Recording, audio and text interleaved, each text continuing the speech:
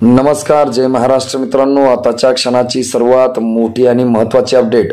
उल्हासनगरात tender घोटाळ्याच्या आरोपावरून भाजप व शिंदे गटाचे नेते आमने सामने। काय आहे सविस्तर अपडेट मित्रांनो, जाणून घेऊया।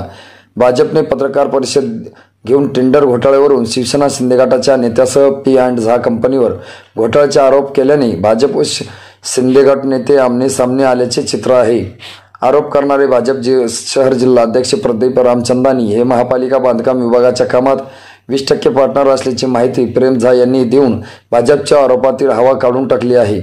उल्हासनगर महापालिकेने मूलभूत सुखसुविधांच्या 42 कोटीच्या निधीतून गेल्या 2 महिन्यापूर्वी निविदा काढली होती। या निविदेत विविध 158 पेक्षा जास्त विकास कामे आहेत। यामध्ये नाल्या बांधणे, पायवालट बांधणे, समाज मंदिर तसेच दुरुस्तीची कामे आहे। ही कामे एकाच ठेकेदाराला न मिळता लहान ठेकेदाराला मिळावी अशी मागणी झाली होती। मात्र निविदेतील अटी शर्तीनुसार ही निविदा एकाच कंपनीला मिळाली। यातून भाजप विरुद्ध शिवसेना नेत्यांचा सामना रंगल्याचे बोलले जाते। भाजपचे अध्यक्ष प्रदीप रामचंदानी, आमदार कुमार आयलानी यांनी पत्रकार परिषदेत शिवसेना शिंदे गटाचे उपजिल्हा प्रमुख अरुण अशान व पी अँड झा कंपनीचे प्रमुख प्रेम झा यांच्यावर आरोप केले। या आरोपाचे खंडन पत्रकार परिषदेत शिवसेना नेते अरुण अशान व पी अँड झा कंपनीचे प्रेस झा यांनी केली आहे।